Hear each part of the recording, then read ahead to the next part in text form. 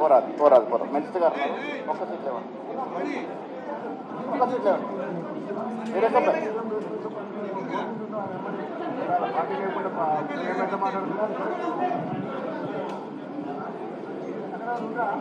రాజేందర్ వస్తారు ఒక్క సీట్ జరగాల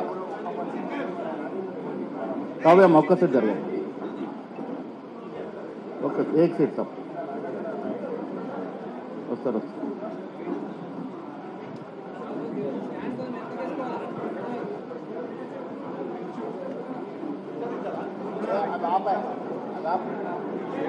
కూలర్స్ ఆపేయండి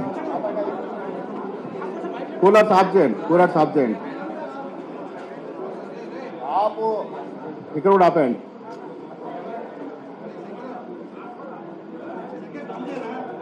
గౌరవ పిసిసి అధ్యక్షులు రాష్ట్ర ముఖ్యమంత్రి వర్యులు శ్రీ రేవంత్ రెడ్డి గారు ఇప్పుడు మిమ్మల్ని ఉద్దేశించి ప్రసంగిస్తారు.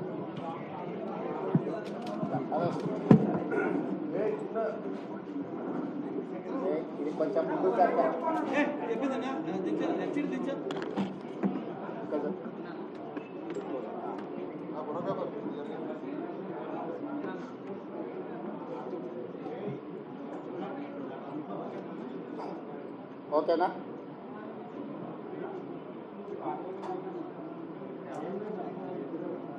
కొంచెం వెనకాల ఆపు జైపాల్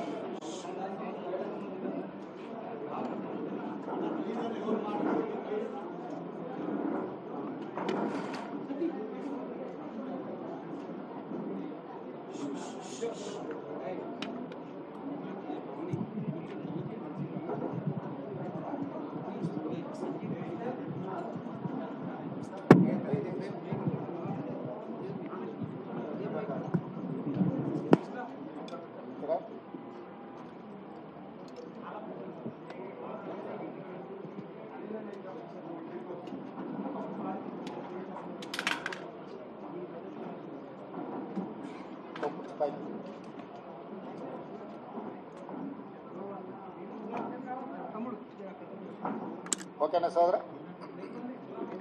మీడియా మిత్రులకు నమస్కారం.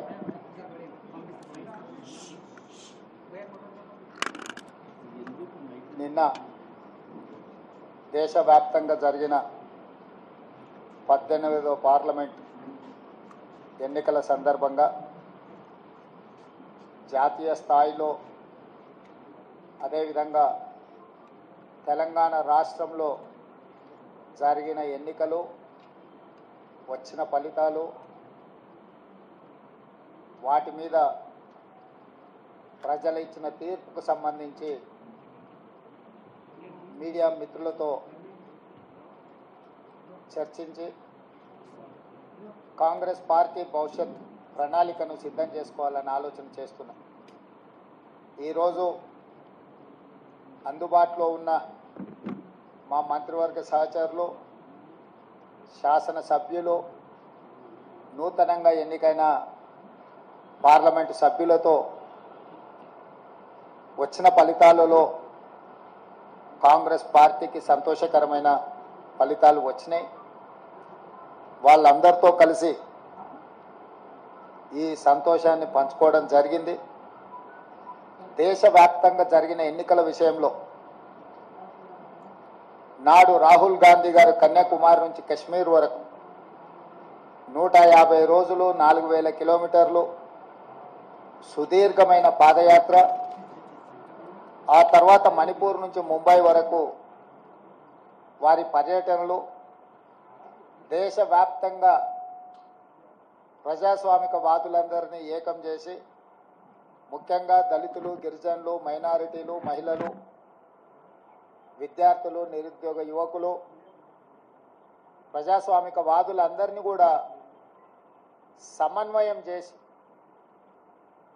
నరేంద్ర మోడీ భారతీయ జనతా పార్టీ నేతృత్వంలో నడుస్తున్న ఎన్డీఏ ప్రభుత్వం ప్రజా వ్యతిరేక నిర్ణయాలను, పరిపాలన వైఫల్యాలను దేశ స్థాయిలో ప్రచారం కల్పించి ఎన్డీఏ కూటమికి ప్రత్యామ్నాయంగా ఇండియా కూటమిని ఏర్పాటు చేసి వీలైనంత మేరకు సహకరించిన వాళ్ళందరినీ సహకారం తీసుకొని సమన్వయం చేసుకొని ఏఐసిసి అధ్యక్షుడు మల్లికార్జున్ ఖర్గే గారు, శ్రీమతి సోనియా గాంధీ గారు, రాహుల్ గాంధీ గారి యొక్క పాదయాత్ర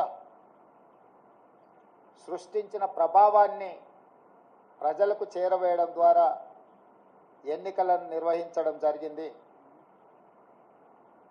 ఈ ఎన్నికలలో మొదటగా తెలంగాణ రాష్ట్రంలో జరిగిన ఎన్నికలను మనం చర్చించుకొని ఆ తర్వాత జాతీయ స్థాయి ఎన్నికల మీద మనం విశ్లేషణ చేసుకుందాం. 2023 డిసెంబర్ 3 నాడు వచ్చిన ఫలితాలలో 64 శాసనసభ నియోజకవర్గాలలో కాంగ్రెస్ పార్టీని గెలిపించి ఒక్క శాసనసభలో సిపిఐని మా ఎన్నికల పొత్తులో భాగంగా కొత్తగూడెంలో గెలిపేయడం జరిగింది. తెలంగాణ రాష్ట్రంలో 65 శాసనసభ నియోజకవర్గాలలో 39.5% ఓట్లను వేయడం ద్వారా కాంగ్రెస్ ప్రభుత్వాన్ని ప్రజాపాలనకు తెలంగాణ ప్రజలు ఆమోదం ఇచ్చిండ్రు. ఆ తర్వాత 100 రోజులలో 5 గ్యారెంటీలను అమలు చేసి భవిష్యత్ కార్యాచరణను ప్రజలకు వివరించి ఈ పార్లమెంట్ ఎన్నికల బరిలో మేము దిగడం జరిగింది. ఆనాడు ఎన్నికల బరిలో దిగినప్పుడే విస్పష్టంగా పత్రికా సమావేశాన్ని ఏర్పాటు చేసి బహిరంగ సభలలో కూడా ప్రజలకు మేము చెప్పడం జరిగింది. ఈ ఎన్నికలు నేను నా మంత్రివర్గము 100 రోజులు అందించిన పరిపాలనకు రెఫరెండము. మేము ఇచ్చిన గ్యారెంటీలను మేము చేస్తున్న పరిపాలనను ప్రజల ముందు పెట్టి మేము ఓట్లు అడుగుతున్నాము. మా పరిపాలన మీకు నచ్చితే మా పరిపాలన ఇంకా కొంత బలాన్ని చేకూర్చడం ద్వారా ఇంకా ప్రజలకు ఉపయోగపడే విధంగా పరిపాలన అందించడానికి మీరు తీర్పు ఇవ్వండి అని చెప్పి విస్పష్టంగా ప్రజలకు మేము వివరించడం జరిగింది. చాలామంది మీడియా మిత్రులు, సహచర ప్రజాప్రతినిధులు మనం రెఫరెండం అనకపోతే బాగుండునేమో, ఒకవేళ తీర్పు మనకు వ్యతిరేకంగా వస్తే ఆ తర్వాత సమస్య అవుతుందని కూడా చాలామంది సూచన చేసింది. కానీ ప్రజల పట్ల ఉన్న విశ్వాసము, కాంగ్రెస్ పార్టీ కార్యకర్తల నాయకుల పట్ల ఉన్న నమ్మకంతో ఆనాడు పిసిసి అధ్యక్షుడిగా, తెలంగాణ రాష్ట్ర ముఖ్యమంత్రిగా ఇది మా పరిపాలనకు రెఫరెండమే అని చెప్పి స్పష్టంగా నేను చెప్పడం జరిగింది. మధ్య మధ్యలో మీడియా మిత్రులు గుర్తు చేసినప్పుడు కూడా ఈ విషయంలో మాకు రెండో ఆలోచన లేదు, రెఫరెండమే అని మేము చెప్పడం జరిగింది. తెలంగాణ రాష్ట్ర ప్రజా పరిపాలన రెఫరెండంగా మేము ఎన్నికలకు వెళ్తే ఈరోజు తెలంగాణ రాష్ట్రంలో వచ్చిన ఫలితాలు, ప్రజలు ఇచ్చిన ఓట్ల శాతం, పార్లమెంట్లతో పాటు అసెంబ్లీలో మాకు వచ్చిన మెజారిటీని మీడియా మిత్రులు ఎలాగూ విశ్లేషిస్తారో మా వైపు నుంచి కూడా మేము ఈరోజు వివరించదలుచుకున్నాము. జరిగిన పార్లమెంట్ ఎన్నికల్లో 17 పార్లమెంట్లకు సంబంధించి ఒక సీటు ఎంఐఎంకి ఇస్తే 16లో 8 పార్లమెంటు నియోజకవర్గాలను కాంగ్రెస్ పార్టీని గెలిపించడం జరిగింది. మరొక 8 భారతీయ జనతా పార్టీ గెలవడం జరిగింది. మా 8 పార్లమెంటు నియోజకవర్గాల ఫలితాలు దాదాపుగా 41% ఓట్లు కాంగ్రెస్ పార్టీకి రావడం జరిగింది. 2023 డిసెంబర్ 3 నాడు వచ్చిన ఫలితాలలో కాంగ్రెస్ పార్టీకి వచ్చిన ఓట్ల శాతము 39.5%. ఈ పార్లమెంట్ ఎన్నికల్లో 100 రోజుల పరిపాలన తర్వాత దాదాపుగా 41% ఓట్లు కాంగ్రెస్ పార్టీకి రావడం జరిగింది. ఓట్ల శాతంలో ప్రజలు రెఫరెండం ద్వారా మా పరిపాలన బాగుందనడమే కాదు, మమ్మల్ని మెచ్చుకొని అసెంబ్లీ ఎన్నికల్లో ఇచ్చిన ఓట్ల శాతానికంటే అధిక ఓట్ల శాతాన్ని ప్రజలు మాకు ఇవ్వడం ద్వారా, ఆశీర్వదించడం ద్వారా మా పరిపాలన పట్ల ప్రజలు సంతృప్తి వ్యక్తం చేసిండ్రు అని చెప్పి నేను భావిస్తున్నాను. అదేవిధంగా 2019 పార్లమెంట్ ఎన్నికల్లో 3 పార్లమెంట్ గెలిస్తే ఈ ఎన్నికల్లో మమ్మల్ని 8 పార్లమెంటు సీట్లు గెలిపించడం ద్వారా 8 సీట్లు అధికంగా ఇచ్చి పార్లమెంటులో కూడా మాకు అత్యధికంగా సీట్లు ఇవ్వడం ద్వారా ఓట్లు, సీట్లు కూడా మమ్మల్ని పెంచడం ద్వారా ప్రజలు ఆశీర్వదించారు. ఇదే కాకుండా మూడవ విశ్లేషణ, 119 శాసనసభ నియోజకవర్గాలలో ప్రజలు ఓట్లేస్తే విస్పష్టంగా ఆనాడు 64 సీట్లు ఎట్లయితే మెజారిటీ వచ్చిందో ఈరోజు 64 సీట్లలో మెజారిటీ రావడమే కాకుండా కంటోన్మెంట్ మేము ఓడిపోయి బీఆర్ఎస్ గెలిచిన సీటులో కాంగ్రెస్ పార్టీకి 13,206 ఓట్ల మెజారిటీ ఇచ్చి 65వ స్థానాన్ని కూడా కాంగ్రెస్ పార్టీకి ఇవ్వడం ద్వారా ఆనాడు ఇచ్చిన 64 సీట్ల కంటే ఇంకొక సీటును అదనంగా ఇచ్చి కాంగ్రెస్ పార్టీని అసెంబ్లీలలో కూడా 65 సీట్ల తీర్పు ద్వారా మా రెఫరెండంని ప్రజలు సమర్థించిండ్రు, మాకు అనుకూలంగా ఓట్లేసి గెలిపించిండ్రు. కాంగ్రెస్ పార్టీ అధ్యక్షుడిగా, ముఖ్యమంత్రిగా కాంగ్రెస్ పార్టీ ప్రజాప్రతినిధులకు, మంత్రివర్గ సహచరులకు, శాసనసభ్యులకు, రాష్ట్ర స్థాయి నాయకులకు, జిల్లా స్థాయి నాయకులకు, మండల స్థాయి నాయకులకు, మరీ ముఖ్యంగా గ్రామ స్థాయి కార్యకర్తలకు మనస్ఫూర్తిగా కృతజ్ఞతలు, ధన్యవాదాలు తెలియజేస్తున్నా. ఈరోజు వారి శ్రమ వల్ల, వారి కష్టం వల్ల, వారి ప్రయత్నం వల్ల ఓట్ల శాతంలో కావచ్చు, పార్లమెంటు సీట్ల విషయంలో కావచ్చు, శాసనసభ నియోజకవర్గాల వారిగా కాంగ్రెస్ పార్టీకి అత్యధిక మెజారిటీని తీసుకొచ్చి మా కాంగ్రెస్ పార్టీ కార్యకర్తలు ఈరోజు మా గౌరవాన్ని, రాహుల్ గాంధీ గారి నాయకత్వాన్ని నిలబెట్టినందుకు కాంగ్రెస్ పార్టీ తరఫున వారికి నేను సంపూర్ణంగా కృతజ్ఞతలు తెలియజేస్తున్నా. ఇక రెండవది, 8 పార్లమెంట్ సీట్లు గెలిచిన భారతీయ జనతా పార్టీ 2019లో 4 పార్లమెంట్లు గెలిస్తే ఈరోజు 8 పార్లమెంట్లు సీట్లు గెలవడం జరిగింది. వాళ్ళు కూడా వాళ్ళ సీట్లను పెంచుకున్నారు. ఆనాడు 20% ఉన్న ఓట్లను వాళ్ళు ఈరోజు 35%కి పెంచుకోవడం జరిగింది. అంటే ఈ రాష్ట్రంలో భారతీయ జనతా పార్టీ కూడా ఓట్లు, సీట్లు పెరగడం జరిగింది. అయితే ఇందులో వాళ్ళ ఓట్లు, సీట్లు పెరగడానికి వాళ్ళ నాయకత్వాన్ని సమర్థించేదానికంటే బీజేపీని గెలిపించడానికి బీఆర్ఎస్ నాయకులు ఆత్మ బలిదానం చేసుకొని అవయవాలను త్యాగం చేసి, అవయవ దానం చేసి ఈరోజు బీజేపీని గెలిపించడం జరిగింది. బీజేపీ గెలిచిన 8 పార్లమెంటు నియోజకవర్గాలలో బీఆర్ఎస్ 7 సీట్లల్లో డిపాజిట్లు కోల్పోయింది. ఆదిలాబాద్ కావచ్చు, నిజామాబాద్ కావచ్చు, కరీంనగర్ కావచ్చు, మల్కాజ్గిరి కావచ్చు, సికింద్రాబాద్ కావచ్చు, చేవెళ్ళ కావచ్చు, మహబూబ్ నగర్ కావచ్చు, ఈ 7 పార్లమెంటు నియోజకవర్గాలలో బీఆర్ఎస్ డిపాజిట్లు కోల్పోయి బీజేపీని గెలిపించడం ద్వారా బీఆర్ఎస్ నాయకులు ఆత్మ బలిదానం చేసుకొని అవయవ దానం చేసిండ్రు బీజేపీకి. ఈ విషయం నేను ఈరోజు చెప్పడం లేదు. ఎన్నికల ప్రక్రియ మొదలైనప్పుడే స్పష్టంగా పార్లమెంటు నియోజకవర్గాల వారిగా బలహీనమైన అభ్యర్థులను పెట్టి బీఆర్ఎస్ శ్రేణులను బీజేపీకి పని చేపిస్తున్నాడు చంద్రశేఖరరావు అని చెప్పి నేను స్పష్టంగా నిర్దిష్టమైన ఆరోపణ చేసిన. నేను నిర్దిష్టమైన అంశాలను ప్రస్తావించినప్పుడు బీఆర్ఎస్ నాయకులు వితండవాదం చేసిండ్రు, నా మీద వాళ్ళు మాటల దాడి చేసిండ్రు. ఇవాళ ఇంకొక విషయం, అత్యంత కీలకమైన అంశం నేను ఇప్పుడు ప్రస్తావించదలుచుకున్నా.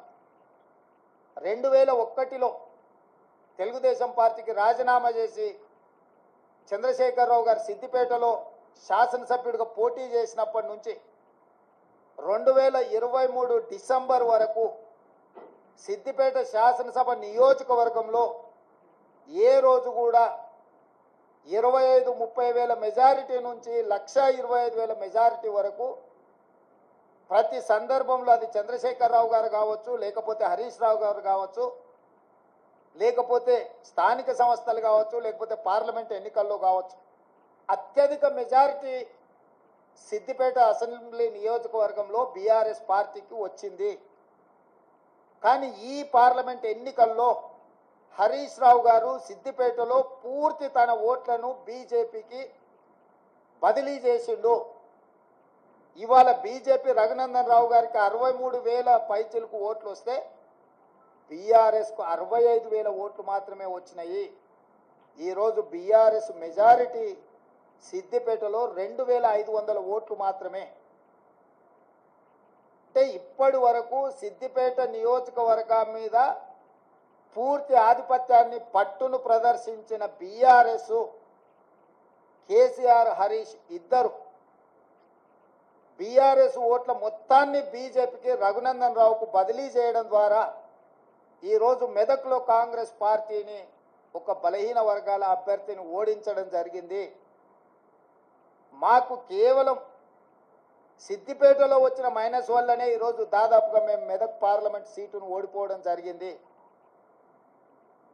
అంటే బీఆర్ఎస్ను నమ్మి నిలబడ్డ వెంకట్రామరెడ్డిని నమ్మించి మోసం చేయడమే కాకుండా కాంగ్రెస్ పార్టీని ఓడించాలా, కాంగ్రెస్ పార్టీ అంటేనే ఏవగింపు లేకపోతే కోపము ప్రదర్శించి ఆత్మ బలిదానం చేసుకొని అవయవ మార్పిడికి పాల్పడి ఈరోజు బీజేపీని గెలిపించారు. 7 పార్లమెంట్లలో ఆనాడు 37.5% ఓట్లు తెచ్చుకున్న బీఆర్ఎస్ ఈరోజు 16.5% ఓట్లకు పడిపోయింది రాష్ట్ర వ్యాప్తంగా. అంటే దాదాపుగా 22% ఓట్లు బీఆర్ఎస్ ఓట్లు బీజేపీకి బదిలీ చేసిండ్రు. 2023 శాసనసభ ఎన్నికలలో బీజేపీకి 13% ఓట్లు వచ్చినాయి. ఈ పార్లమెంట్ ఎన్నికల్లో 35.5% ఓట్లు వచ్చినాయి. సరిగ్గా బీజేపీ ఓట్లు 22.5% పెరిగితే బీఆర్ఎస్ ఓట్లు 37.5% నుంచి 16.5%కి పడిపోయినాయి అని అంటే సరిగ్గా 21%, 22% ఓట్లు బీఆర్ఎస్ వాళ్ళు బీజేపీకి బదిలీ చేసిండ్రు. తద్వారా 8 పార్లమెంటులల్లా బీజేపీ గెలిచింది. 8 పార్లమెంట్లల్లా బీఆర్ఎస్ డిపాజిట్లు గల్లంతైనాయి. ఒక్క మెదకులో ఓడిపోయిన దాంట్లో మాత్రమే వాళ్ళకి డిపాజిట్ వచ్చింది. బీజేపీ గెలిచిన 8 సీట్లల్లా 7 సీట్లు బీఆర్ఎస్ తన ఉనికిని, తన డిపాజిట్లను కోల్పోవడం ద్వారా బీజేపీని గెలిపించింది. ఈరోజు పోతూ పోతూ చస్తూ చస్తూ ఇవాళ బీజేపీని గెలిపించే ప్రయత్నం ఈ రాష్ట్రంలో బీఆర్ఎస్ చేసింది. చంద్రశేఖరరావు, హరీష్, కేటీఆర్ చేసిండ్రు. మొన్న జరిగిన శాసనసభ ఎన్నికల్లో 39 ఎమ్మెల్యే స్థానాలలో బీఆర్ఎస్ గెలవడం జరిగింది. ఈ ఎన్నికల్లో 119లో కేవలం 3 సీట్లలోనే మెజారిటీ వచ్చింది బీఆర్ఎస్. అది సిరిసిల్ల, సిద్దిపేట, గజ్వేల్. అంటే ఈ రాష్ట్రంలో బీఆర్ఎస్ నాయకుల యొక్క ఆత్మగౌరవాన్ని, బీఆర్ఎస్ యొక్క శాసనసభ్యుల ఆత్మగౌరవాన్ని బీజేపీకి కేసీఆర్, కేటీఆర్, హరీష్ రావు తాకట్టు పెట్టిండ్రు. పూర్తిగా ఓట్ల బదలాయింపు, పూర్తిగా ఎన్నికల ఫలితాలను బీజేపీకి అనుకూలంగా మార్చి ఈరోజు కేసీఆర్ కుటుంబము రాజకీయ అరాచకానికి పాల్పడ్డారు. ఇది తెలంగాణ సమాజం అంతా గమనించాలి. ప్రజాస్వామికవాదులు, సెక్యులర్ ఫోర్సెస్ అందరూ కూడా ఈరోజు ఈ అంశాన్ని గమనించాలి అని చెప్పి కాంగ్రెస్ పార్టీ కోరుతున్నది. ఈ రకంగా ఈ తెలంగాణ రాష్ట్రంలో తనంతల తానే అంతర్ధానం అయిపోయి ఈరోజు బీజేపీని గెలిపించడానికి చంద్రశేఖరరావు గారు ఒక దురాగతానికి పూనుకున్నాడు అని అంటే ఈరోజు మనం అర్థం చేసుకోవాలి. కేటీఆర్ గారు నిన్న అంటున్నారు ఫినెక్స్ లాగా మనం ఇప్పుడు బూడిదైన నాయన మళ్ళీ పుట్టేది ఏం లేదు, ఇక బూడిదే మీకు మిగిలింది. ఆ బూడిద తీసుకెళ్ళి మీ బావకు, మీ నాయనకి ఇద్దరికి బుయ్యి ముఖానికి సరిపోతుంది, గాడికి మీ కథ సుఖాంతం అయిపోతుంది. చరిత్రలో ఆ పార్టీ పుట్టినప్పటి నుంచి ఈ రోజు వరకు పార్లమెంటులో ప్రాతినిధ్యం లేకుండా ఉన్నది ఇది మొదటిసారి. ఇంత అచేతనావస్థలో, ఇంత దుర్భరమైన పరిస్థితి బీఆర్ఎస్కు దాపురించిందంటే చంద్రశేఖరరావు గారి నాయకత్వము, కేసీఆర్ కుటుంబాన్ని ఏ రకంగా తెలంగాణ సమాజం గమనిస్తుందో వాళ్ళిద్దరు ఆలోచన చెయ్యాలి. అందుకే ఈ 6 నెలల్లో మా పార్టీ మీద, మా ప్రభుత్వం మీద, మా నాయకత్వం మీద, మా నాయకుల మీద, ఢిల్లీలో ఉండే అధిష్టానం మీద వాళ్ళు ఎన్నో రకాల ఆరోపణలు చేసిండ్రు. ఈ ఆరోపణల నేపథ్యంలో బీఆర్ఎస్కు ఒక గుండు సున్నా ఇచ్చారు తెలంగాణ ప్రజలు. ఇప్పటికైనా చంద్రశేఖరరావు గారు, హరీష్ రావు గారు, తారక రామారావు గారు ఆలోచన చేయాలి. ప్రజలు ఎన్నుకున్న ప్రభుత్వాన్ని 100 రోజులు పూర్తి కాకముందే కోట్లాది శాపనార్థాలు పెట్టడం ద్వారా ఈ ప్రభుత్వాన్ని అస్థిరపరచాలన్న ఆలోచనతో, ఈ ప్రభుత్వాన్ని పడగొట్టాలన్న కుట్రలతో వ్యవహరిస్తే ప్రజలు పూర్తిగా బీఆర్ఎస్ను తిరస్కరించడం జరిగింది. ఇప్పటికైనా ప్రధాన ప్రతిపక్ష నాయకుడిగా రాష్ట్ర అవతరణ దినోత్సవాలలో కూడా పాల్గొనకుండా ఏవో చిల్లరమల్లర కారణాలు చూపించడం ద్వారా మీరు ప్రజాస్వామిక వ్యవస్థనే అవమానించే విధంగా వ్యవహరించిన తీరు ప్రజలు గమనిస్తున్నారు. అందుకే బీఆర్ఎస్ నాయకులకు, కేసీఆర్ కుటుంబానికి నేను సూచన చేస్తున్నా, మీ వ్యవహార శైలిని మార్చుకోండి. ప్రతిపక్షంగా సహేతుకమైన సలహాలు, సూచనలు ఇవ్వండి. ప్రజల సమస్యలను పరిష్కరించడానికి సహకరించండి. మీ కుటుంబ స్వార్థం కోసమో, మీ పార్టీ మనుగడ కోసమో, లేకపోతే మీరు అక్రమంగా సంపాదించుకున్న ఆస్తులను కాపాడుకోవడానికో మీరు చేస్తున్న ప్రయత్నాలు ప్రజలు గమనిస్తున్నారు. కాబట్టి దయచేసి చంద్రశేఖరరావు గారు ప్రధాన ప్రతిపక్ష నాయకుడిగా మీ బాధ్యతను నిర్వహించండి. హరీష్ రావు గారు, మీరు ఆత్మహత్య చేసుకోవడం ద్వారా కాంగ్రెస్ పార్టీని ఓడించినామని మీరు అనుకుంటున్నారేమో. మీరు ఆత్మాహుతి దళాలుగా మారి కాంగ్రెస్ పార్టీని దెబ్బతీయాలన్న ఆలోచన ఏదైతే చేస్తుండ్రో, ఇది చివరికి మీ ఉనికి, మీ మనుగడ ఈ రాష్ట్రంలో, ఈ దేశంలో లేకుండా, చట్టసభలలో లేకుండా కనుమరుగైపోతారు, కాలగర్భంలో కలిసిపోతారు. ఇట్లాంటి కుట్రలను, కుతంత్రాలను తెలంగాణ సమాజం గమనిస్తుంది. గమనించవలసిందిగా నేను కోరుకుంటున్నాను తెలంగాణ రాజకీయాలలో. అదేవిధంగా కేంద్ర రాజకీయాల దగ్గరికి వస్తేనే, కేంద్రంలో 2014లో Bharatiya Janata party election manifesto మీద 10 మంది నాయకుల ఫోటోలు పెట్టి ఓట్లు అడిగినారు. 2019లో 3-4 నాయకుల ఫోటోలు పెట్టి ఓట్లు అడిగినారు. భారతీయ జనతా పార్టీ విధానం మీద, భారతీయ జనతా పార్టీ సిద్ధాంతాల మీద, భారతీయ జనతా పార్టీ ఎన్నికల మేనిఫెస్టో మీద 2014, 2019 ఎన్నికలు జరిగినాయి. ఒకసారి 2014లో 273 సీట్లు వచ్చినాయి, 2019లో 303 సీట్లు వచ్చినాయి.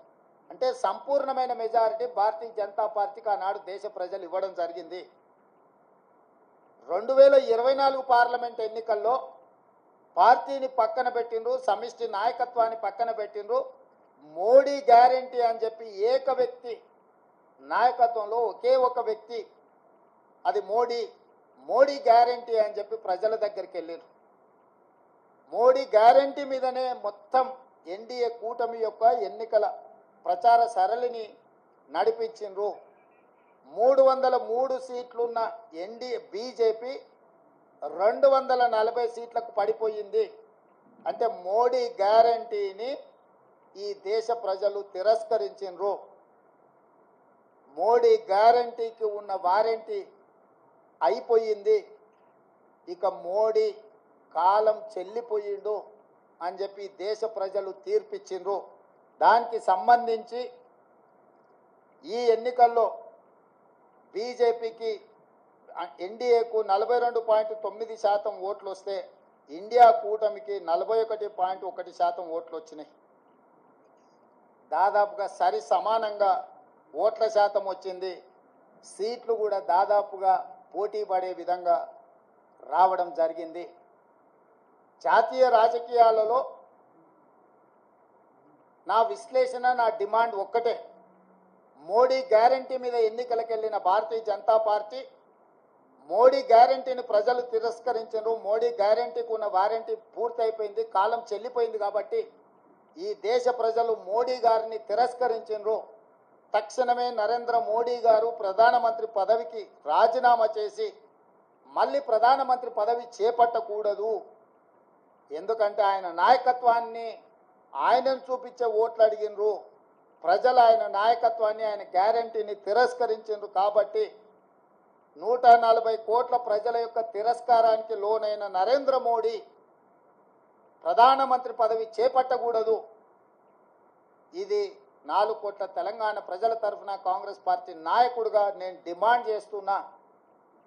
సరే, ఎన్డీఏ కూటమిలో ఇంకెవరైతారు? ఎన్డీఏ కూటమికి మెజారిటీ వచ్చినప్పుడు వాళ్ళు ఏం నిర్ణయాలు తీసుకుంటారు పక్కన పెడితే, మోడీ గ్యారంటీ మీద ఏక వ్యక్తి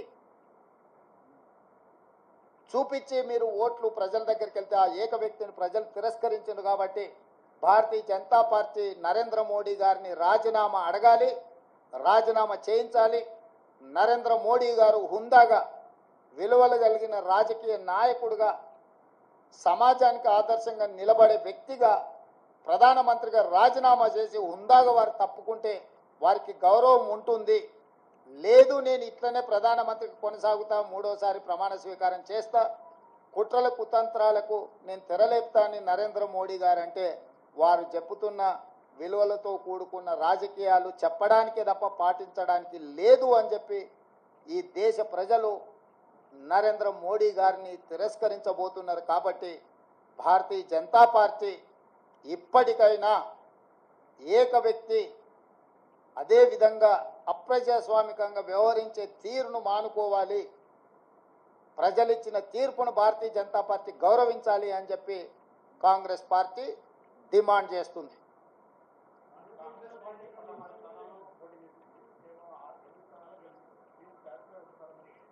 కాంగ్రెస్ పార్టీ 17 స్థానాలలో పోటీ చేసింది, 16 కాదు. 17 ఇట్లలో 8 సీట్లలో గెలిచినాము. ఫలితాలు అనుకూలంగా అనుకున్న దానికంటే ఎక్కువనే వచ్చినాయి. కానీ మేము ఎంతైతే కావాలనుకుంటున్నామో, మా అభిమానులు ఎంతైతే ఫలితాలు మాకు అనుకూలంగా ఉండాలనుకున్నారో ఆ స్థాయిలో లేవు. కాబట్టి ఇప్పటి వరకు 18 గంటలే పనిచేసినాం. ఇంకా ఒక 2 గంటలు అదనంగా పనిచేసి ప్రజల్ని మెప్పించడానికి, ప్రజాపాలన అందించడానికి మేము ప్రయత్నం చేస్తాం. మల్కాజ్గిరిలో సిట్టింగ్ స్థానము ఓడిపోయినాము. అదేవిధంగా అదే మల్కాజ్గిరిలో ఉన్న కంటోన్మెంట్ శాసనసభను ఈరోజు లేని సీటును మేము గెలుచుకోవడం జరిగింది. ఇవన్నీ కూడా ప్రజా తీర్పులో భాగము. ప్రజలు ఏ తీర్పు ఇచ్చినా శిరస వహించవలసిన బాధ్యత మా మీద ఉన్నది. అవును, ఓడిపోయింది. నిజమే కదా, నిజమే కదా. అవును, ముఖ్యమంత్రి రాష్ట్రానికి, జిల్లాకు కాదు.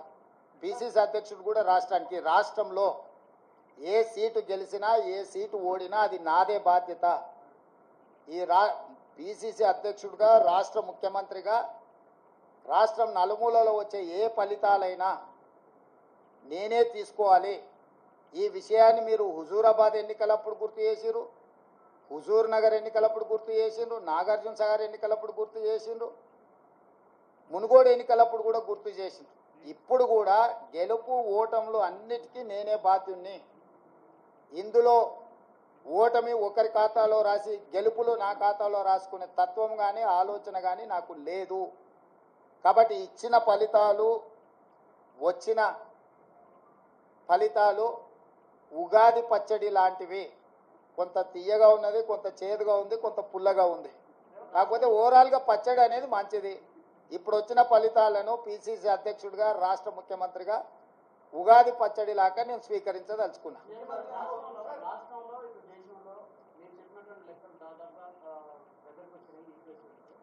మీరు మరింత ప్రచారం అంటే ఈ రిజర్వేషన్ అంశంలో రాజ్యాంగం గురించినటువంటి అంశం మరింత దేశంలోకి తీసుకెళ్ళకపోవడానికి తెలంగాణ ఎన్నికలు అయిపోవడానికి మీరు ఇక్కడ ఉండి కూడా కారణం. మీరే అంటారు కదనే, పరిపాలన వదిలేసి ఇతర రాష్ట్రాలు తిరగబోతున్నాడని. వెళ్తే మీకు ఒక బాధ, ఉంటే ఇంకొక బాధ. కాబట్టి నేను రాష్ట్రానికి పరిమితమైన నాయకుడిని. నేను పిసిసి అధ్యక్షుడిని, నేను ముఖ్యమంత్రిని. ఎన్నికల అధ్యక్షుడిగా ఎన్నికలు ఇక్కడనే నిర్వహించిన, ముఖ్యమంత్రిగా నేను ఇక్కడనే ఉండి పరిపాలనను గాడిలో పెట్టే ప్రయత్నం చేసిన. వర్షానికి తడిచిపోయిన ఒడ్లు కొనుగోలు కావచ్చు, లేకపోతే మొలకెత్తిన ఒడ్లను కొనుగోలు విషయంలో కావచ్చు, విత్తనాల విషయంలో కావచ్చు, విద్యుత్ విషయంలో కావచ్చు, అకాల వర్షాలను ఎదుర్కోవడం విషయంలో కావచ్చు, రైతు రుణమాఫీకి సంబంధించిన అంశాలను సమీక్షించడంలో కావచ్చు, రాష్ట్ర ప్రజల యొక్క సమస్యలు పరిష్కరించడమే నా మొదటి ప్రాధాన్యత. నా బాధ్యత రాష్ట్రానికి పరిమితం. రాష్ట్రంలో ఉండే సమస్యలు పరిష్కరించడం, రాష్ట్రంలో ఒక మంచి పరిపాలన అందించడమే నా బాధ్యత అనుకొని ఇక్కడికే పరిమితమైన.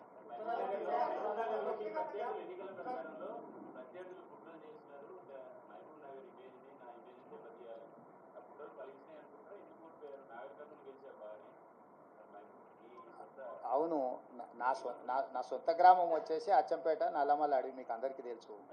కానీ నేను ముందే చెప్తున్నా మొదటి నుంచి, మా గ్రామంలో మొత్తం ఆ పార్లమెంట్లో ఉన్న దాంట్లో ఒక బూత్లో హైయెస్ట్ మెజార్టీ మా సొంత గ్రామంలో వచ్చింది. మల్లురవి గారు ఎంత మెజారిటీ మా గ్రామంలో 1100 ఓట్లు వచ్చినాయంట. సో నేనేమంటున్నానంటే నా గ్రామము నా ఊరు కాదు, కరెక్ట్. అందుకే సిట్టింగ్ ఎంపీ సీటున డిపాజిట్ కోల్పోయి టీఆర్ఎస్ ఓట్లు బదిలీ చేసింది. నేను చెప్పింది కుట్ర అదే. ఆ కుట్ర ఆ రోజు చెప్పినప్పుడు మీరు రేవంత్ రెడ్డి ఏదో బాధపడుతున్నాడు, రేవంత్ రెడ్డి ఏదో ముందే ఓటమిని అంగీకరించి మాట్లాడుతున్నాడని మీరే విశ్లేషణలు చెప్పారు లైవ్లల్లా. ఇప్పుడు నిజాం తేలింది కదా, మహబూబ్నగర్లో డిపాజిట్ పోయింది, చేవెళ్ళలో డిపాజిట్ పోయింది, సికింద్రాబాద్లో డిపాజిట్ పోయింది, మల్కాజ్గిరిలో డిపాజిట్ పోయింది, కరీంనగర్లో డిపాజిట్ పోయింది, నిజామాబాద్లో డిపాజిట్ పోయింది, ఆదిలాబాద్లో డిపాజిట్ పోయింది బీఆర్ఎస్ నాయకులకు. నేను చెప్పింది అదే కదా. వీళ్ళు పూర్తిగా ఓట్లు బదిలీ చేసి బీజేపీని గెలిపించడానికి బీఆర్ఎస్ కార్యకర్తల ఆత్మగౌరవాన్ని, నాయకులను బలిస్తున్నాడు అని చెప్పిన. ఇప్పుడు కూడా నేను విజ్ఞప్తి చేస్తున్న బీఆర్ఎస్ ఎమ్మెల్యేలకు, at the cost of your position, KCR బేరసారాలు చేసుకుంటున్నాడు బీజేపీ తోటి. ఇప్పటికైనా మీరు ఆలోచన చేసి, అదేమో అంటారు కదా, ఆత్మ ప్రబోధానుసారము మీరు నిర్ణయాలు తీసుకోండి.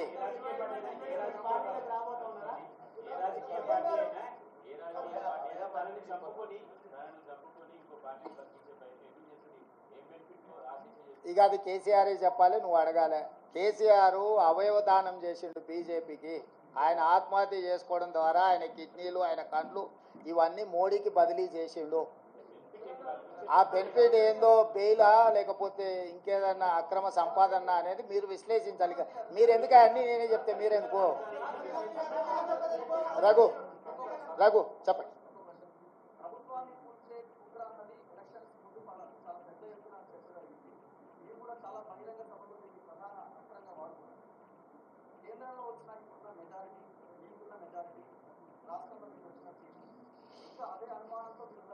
డెఫినెట్గా ఆ దిశగా కేసీఆర్ నిరంతరం ప్రయత్నం చేస్తుంటూనే ఉంటాడు. కేసీఆర్ ఉన్నంత కాలము కుట్రలు కుతంత్రాలు ఉండనే ఉంటాయి.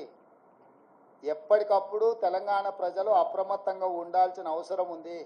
కేసీఆర్ రాజకీయ జూదగాడు. జూదం అనేది కేసీఆర్ మానడు. సర్వం ఒడ్డైనా జూదమే ఆడతాడు కేసీఆర్. రాజకీయ జూదగాడైన కేసీఆర్ తెలంగాణ రాష్ట్ర రాజకీయ ముఖ చిత్రంలో ఉన్నంత కాలం ఈ కుట్రలు కుతంత్రాలు కొనసాగుతూనే ఉంటాయి.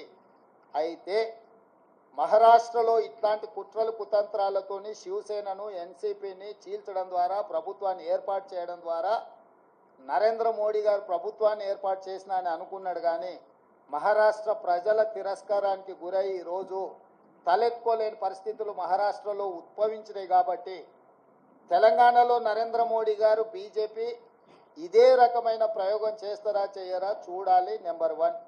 నెంబర్ 2, ప్రపంచంలోనే అత్యంత అవినీతిపరుడు చంద్రశేఖరరావు అని ఆరోపణ చేసి ఈ దేశంలోనే కుటుంబ పార్టీ, అవినీతి కుటుంబం అని ఆరోపణ చేసింది కేసీఆర్ పార్టీని, కేసీఆర్ కుటుంబాన్ని.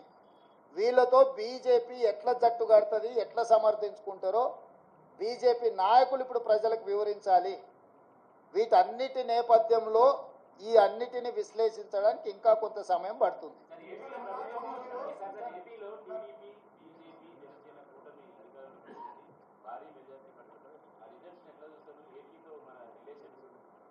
ఎన్నికల ఫలితాలను ఎట్లా చూస్తాం చారి? ఎన్నికల ఫలితాల రకంగానే చూస్తాము, ప్రజా తీర్పు పరంగానే చూస్తాము. దాంట్లో వేరే రకంగా చూడడానికి ఏముంది? ప్రజలు తీర్పు ఇచ్చిండ్రు. ఆ తీర్పును జగన్మోహన్ రెడ్డి గారు నేను స్వాగతిస్తున్నా అన్నాడు. చంద్రబాబు నాయుడు గారు నేను స్వాగతిస్తున్నా అన్నాడు. ఇక వాళ్ళిద్దరు స్వాగతించిన తర్వాత మియా బీవీకి రాజీ హోయేతో కాశీ కా క్యా ఇస్మే?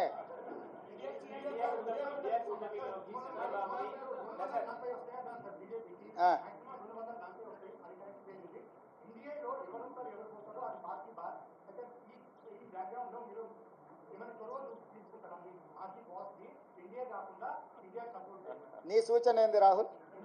ఏం చేస్తే బాగుంటుంది? ఇండియా సపోర్ట్ చేస్తారు నీ సూచన ఏందంటూ అదే మీరు చొరవ తీసుకోండి సార్ అది చంద్రబాబు నాయుడు ఒకవేళ నీ సూచన మా అందరి నాయకుల ముందు పెడతా, వాళ్ళందరూ కూడా రాహుల్ సూచన బాగుందంటే ఆ విధంగానే ముందుకు పోయి ఆ రాహుల్తో మాట్లాడదాం. ఏ ప్రభుత్వమైనా ఏర్పడినప్పుడు ఆహ్వానించినప్పుడు పార్టీలో చర్చించి నిర్ణయం తీసుకుంటాం. వ్యక్తిగా నేను నిర్ణయాలు తీసుకోవడానికి ఉండదు. పార్టీ సూచనల మేరకే నేను వ్యవహరించాల్సి ఉంటుంది. ఇది సిద్ధాంతపరంగా రాజకీయ పరంగా పార్టీ తీసుకోవాల్సిన నిర్ణయము. ఏ ప్రభుత్వం ఏర్పడ్డా స్నేహపూర్వకమైన వాతావరణంలో సమస్యలు పరిష్కరించుకుంటామని నేను ముందే చెప్పిన.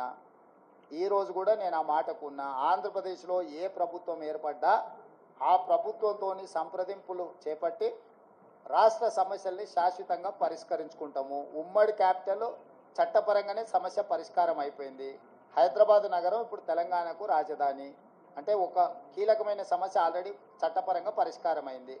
మిగతా ఆస్తుల పంపకాలకు సంబంధించి, నీటి పంపకాలకు సంబంధించి ఉన్న సమస్యల్ని తప్పకుండా కూర్చుంటాం, చర్చించుకుంటాం, పరిష్కరించుకుంటాం. మాకేం బేసిజాలు లేవు.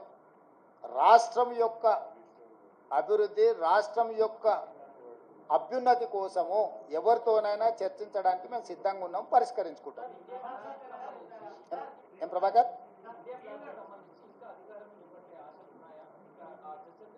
నాకు తెలియదు, నేను ఢిల్లీకి వెళ్ళలేదు. ఇండియా కూటమి ఢిల్లీలో చర్చలు చేస్తారు. మన వాళ్ళు ఎవరైనా ఉంటే అక్కడికి ప్రశ్న అడగమను.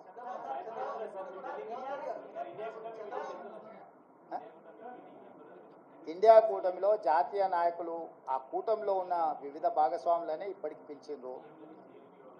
ఇంతవరకు అయితే ఆహ్వానం రాలేదు. ఏదైనా ఢిల్లీకి సూచన చేస్తే మీరు తప్పకుండా వెళ్తారు. క్యాబేసి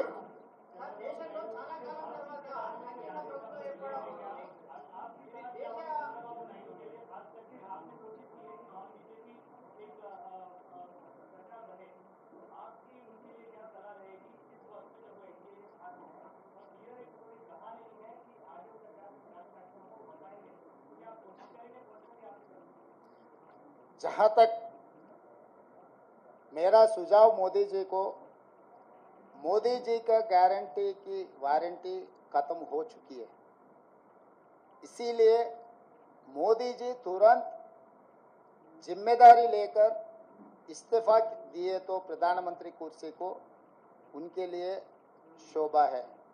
इसीलिए मैं एक ही मोदी जी से डिमांड करता हूं कि तुरंत आप प्रधानमंत्री कुर्सी को इस्तीफा दे दीजिए, क्योंकि आपके वारंटी की गारंटी खत्म हो चुकी है. और दूसरी बात रहा ये जो अलायंस के बारे में, इंडिया अलायंस या कोई आए कोई गए, ये जिम्मेदारी मेरे नहीं है. मेरे जिम्मेदारी है तेलंगाना सरकार चलाने का, तेलंगाना कांग्रेस पार्टी को चलाने का जिम्मेदारी है. मैं गैर जिम्मेदारी के काम नहीं करता हूं. जो जिम्मेदारी लोग हैं वो जिम्मेदारी लोग जिम्मेदारी निभाएंगे. वो यहाँ पर चर्चा नहीं होगी, दिल्ली में होगी. आपको कुछ भी अगर ऐसा ही कुछ संशय रहा तो मुझे पूछो, मैं दिल्ली में फिर पूछ लेके फिर वापस बोलूंगा. मैं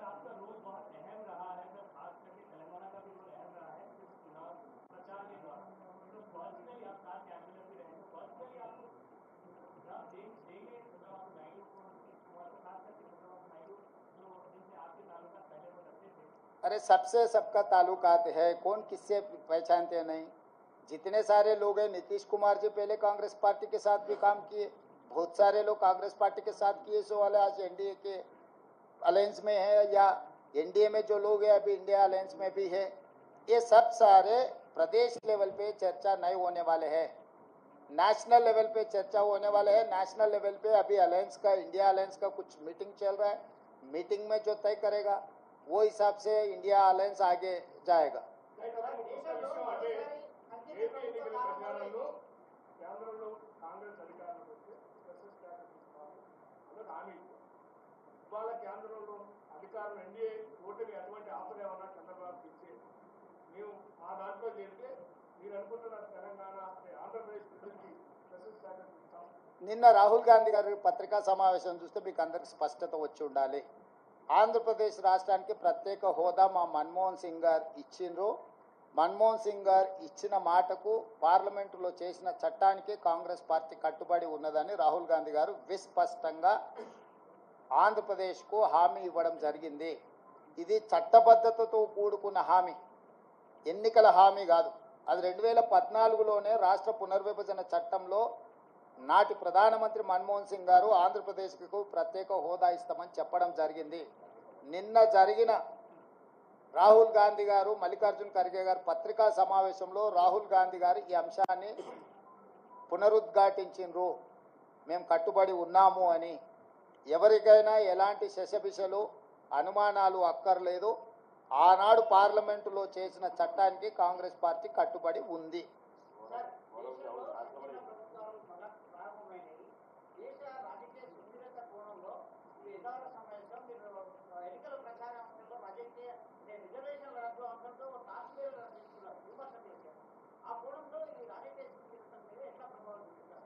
డెఫినెట్గా ఈరోజు 42% బీజేపీకి వచ్చి 41% ఇండియా కూటమికి వచ్చిందంటేనే ప్రజల ఆలోచనలో మార్పు వచ్చింది. మరీ ప్రధానంగా వారణాసి ప్రధానమంత్రి గారు పోటీ చేసిన ఉత్తరప్రదేశ్లో సమాజ్వాదీ పార్టీకి అత్యధిక స్థానాలు వచ్చినాయి. ఈరోజు సమాజ్వాదీ పార్టీ కాంగ్రెస్ పార్టీ దాదాపుగా 40 పైగా సీట్లను సాధించడం జరిగింది. 37 స్థానాలు సమాజ్వాదీ పార్టీకి వచ్చినాయి, 7 కాంగ్రెస్ పార్టీకి వచ్చినాయి. అంటే దాదాపుగా 42 స్థానాలు సమాజ్వాదీ పార్టీ కాంగ్రెస్ పార్టీ ఉత్తరప్రదేశ్లో గెలవడం జరిగింది. రెండవది ఫైజాబాద్ పార్లమెంట్ అంటే అయోధ్య రామ మందిరం ఎక్కడైతే నిర్మించిందో ఆ పార్లమెంట్లో బీజేపీ ఓటమి చెందింది. అంటే రాముడి పేరు మీద ఎన్నికల ఓట్ల యాచక వృత్తి చేపట్టడాన్ని రాముడు కూడా క్షమించలేదు. రాముడి పేరు మీద యాచక వృత్తికి పాల్పడ్డ బీజేపీని అయోధ్య మందిరం ఉన్న అయోధ్య ప్రాంతంలో ఉన్న ఫైజాబాద్ పార్లమెంట్లో బీజేపీని ఓడించడం ద్వారా భారతీయ జనతా పార్టీ నాయకులకు దేవుడు కూడా గుణపాఠం చెప్పిండు. ఈ అంశాలన్నీ కూడా మన కళ్ళ ముందే జరిగినాయి. మోడీ గ్యారంటీ మీద ప్రజలు తీర్పిచ్చిండ్రు, మోడీ గ్యారంటీని తిరస్కరించిండ్రు. రాముడి తలంబ్రాల పేరు మీద ఓట్లు కొల్లగొట్టాలని చూస్తే రామ మందిరం నిర్మించిన అయోధ్య ఉండే పార్లమెంటు నియోజకవర్గం ఫైజాబాద్లోనే బీజేపీని ఓడించడం జరిగింది, ప్రజలు తిరస్కరించడం జరిగింది. కాబట్టి దేవుడి పేరు మీద ఓట్లు పొందాలన్న దురాశ బీజేపీకి మంచిది కాదు. ఇవన్నీ కూడా ప్రజలు ఇచ్చిన తీర్పు. ఈ తీర్పును దృష్టిలో పెట్టుకొని మనం అందరం కూడా భవిష్యత్ కార్యాచరణను నిర్ణయించుకోవాలి.